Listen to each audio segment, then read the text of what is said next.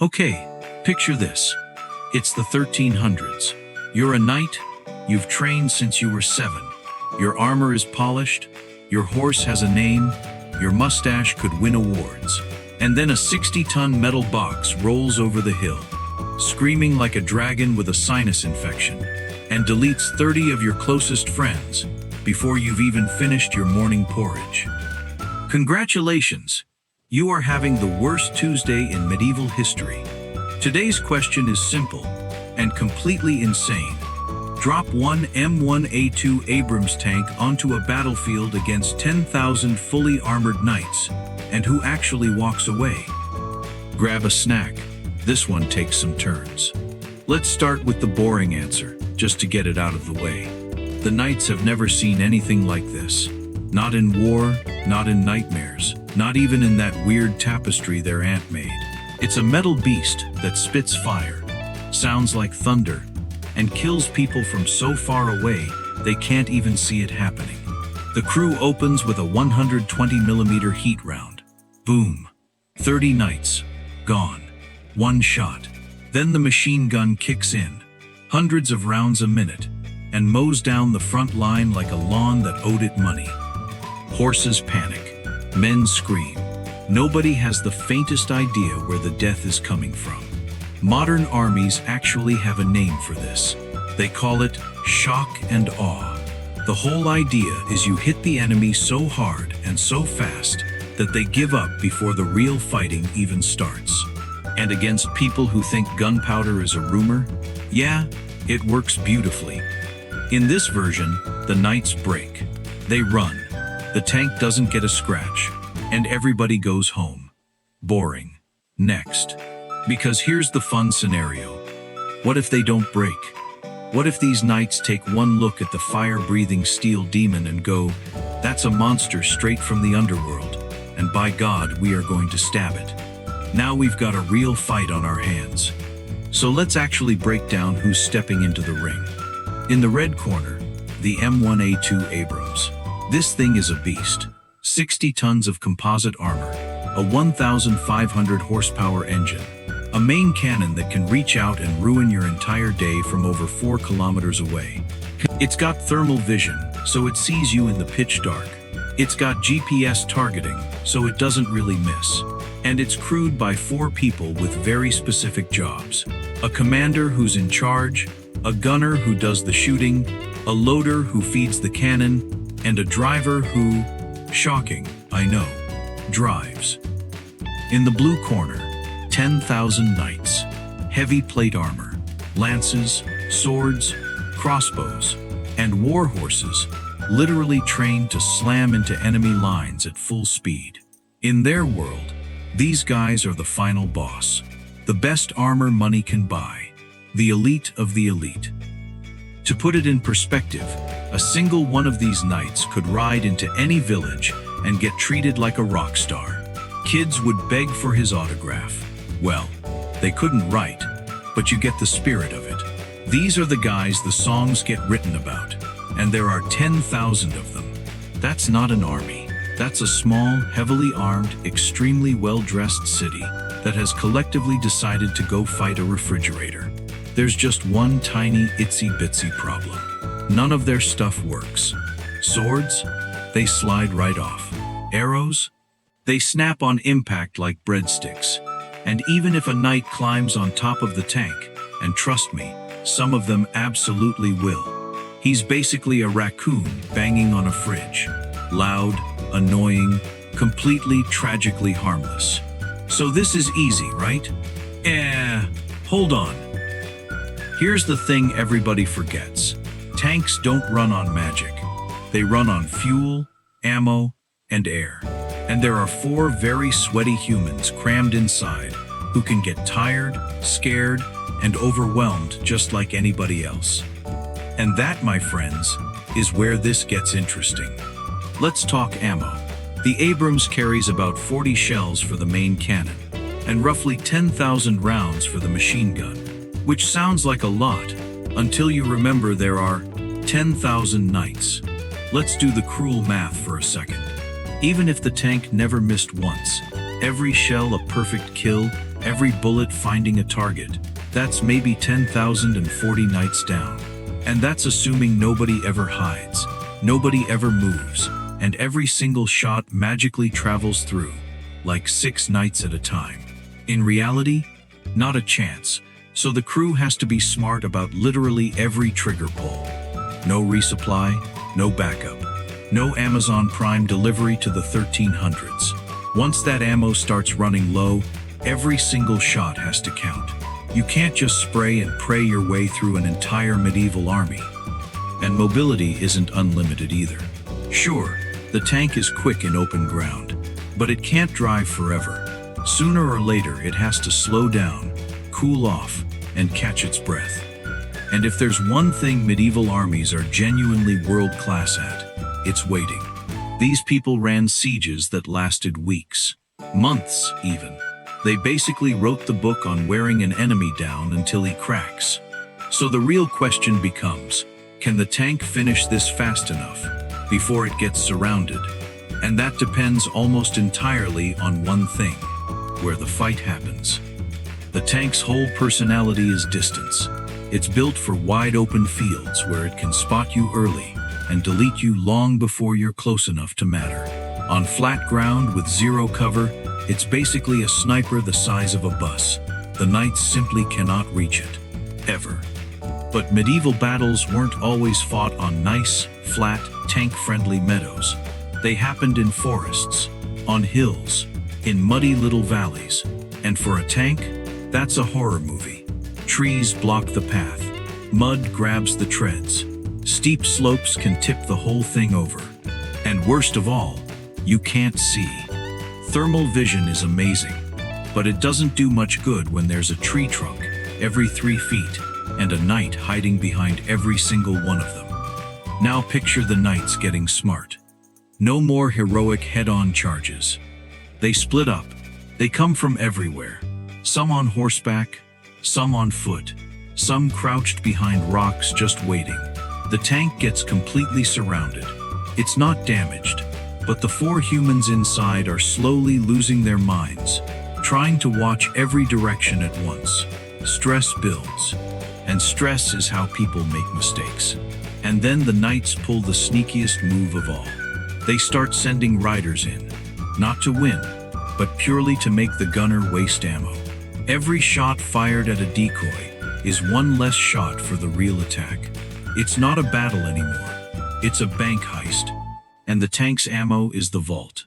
These knights are playing chess in the year 1300 with no chess, and word travels fast. Every knight who survives a near miss gallops back and tells the story.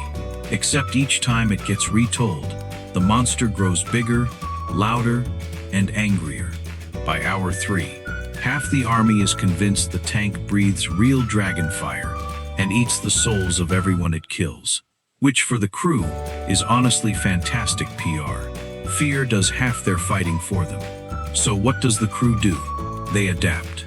Time for some new tactics. Move 1, shoot and scoot. Fire around, then immediately move. Never, ever sit still. By the time the knights figure out where you are and organize a charge, you're already 300 meters away, sipping metaphorical coffee. Move 2, hull down. The crew finds a dip in the ground and parks so low that only the turret pokes out. Now they can still shoot, but almost the entire tank is hidden. The knights charge at, what? Exactly? A floating gun? Absolutely terrifying. Move 3. If it gets too crowded, reverse and fire. Back up while spraying the machine gun. And here's the beautiful part. The closer the knights get, the harder they are to miss. Their big brave charge just turns them into easier targets. Rude. And move 4, the genuinely scary one. Nighttime. Engine off. Thermals on. Now the tank is a silent ghost that sees perfectly in the dark, while the knights can see absolutely nothing. Then, flash, thunder, and it's gone. The whole battlefield turns into a haunted forest, and the monster is winning. But even ghosts have a weakness, and it's the exact same weakness the knights have. Time. Let's talk about how slow fast actually is. Reloading the main cannon takes about 6 seconds. That's lightning quick. Unless your target is a knight on horseback, closing in at 30 miles an hour. Suddenly, 6 seconds feels like a lifetime. The machine gun runs on belts of 200 rounds. Swapping in a fresh belt takes 5 to 10 seconds. And if you fire long enough, the barrel overheats and has to be swapped out too. There go a few more precious seconds. In a fight this crowded, every second is another knight getting closer. And now, the big one. Fuel. The Abrams holds about 500 gallons of jet fuel, and it drinks around 60 gallons an hour when it's moving and fighting. Do the math, and that's roughly 8 hours before the tank runs bone dry. And I'm going to level with you. There are no gas stations in the 1300s. Once it's empty, it's a very expensive, very stuck, very embarrassing metal statue. But, plot twist, the knights are on a clock too. Because armies eat a lot. Each knight needs around 2.5 kilos of food a day. Each horse needs about 10. Multiply that across the whole army, and you're looking at over 125,000 kilograms of food every single day. That's more than 270,000 pounds daily. And unlike the tank crew, they can't just stash a sandwich in a compartment. They need wagons, servants, livestock, clean water, an entire supply chain trailing behind them. If this fight drags on, knights start dropping from plain old hunger and exhaustion. No cannon required. Oh, and the horses? They need about 6 hours of rest a day. So do the knights. And a tired horse does not charge heroically. It stumbles, it panics, and it wrecks the whole formation. Tick, tick, tick. And just when you think this is a nice simple countdown, chaos shows up to make everything worse. Chaos number 1. Stuff breaks. The Abrams is tough, but it is not invincible. Get enough mud, branches, or random junk jammed in the wrong spot, and a track can snap. Now the tank can't move. It's still deadly, but it's a turret on a pedestal. And in this fight, if you can't move, you are in serious trouble. Chaos number 2. Weather. Rain turns the field into soup. The tank sinks. Visibility drops. Sensitive electronics start throwing little tantrums. Meanwhile, the knights, they've fought in the rain their entire lives. To them, a downpour is just Tuesday. It's always Tuesday for these guys. Chaos number 3. Fire. Knights know their way around torches, oil, and smoke. They can't burn through the armor, sure, but they can roll in flaming carts to block the tank's view and force it to reposition somewhere worse. And then my personal favorite, the distraction swarm. The knights let loose a stampede of cows, pigs, and wild horses. Not to attack, just to flood the tank's thermal vision with dozens of fast-moving heat blobs, so the crew can't tell a cow from a cavalry charge. It's chaos. It's brilliant. And honestly, it's a little bit hilarious. Chaos number 4. The ground itself. 10,000 men and horses stomping around all day turns even solid dirt into a churned-up mess. The tank basically helps build its own worst enemy. Every pass it makes, every charge the knights throw at it, chews the field up a little more, until that fast, open meadow it loved so much is now a sticky brown swamp it can barely crawl through. And the final variable, the human one. The crew has been fighting for hours. They're outnumbered 10,000 to 4. They're sweating inside a sealed metal box in full combat mode. One wrong call, one missed shot, one reload that's a hair too slow. That's all it takes. So, the big question, who actually wins? If the fight is quick, on open ground, with no mistakes, the tank absolutely dominates.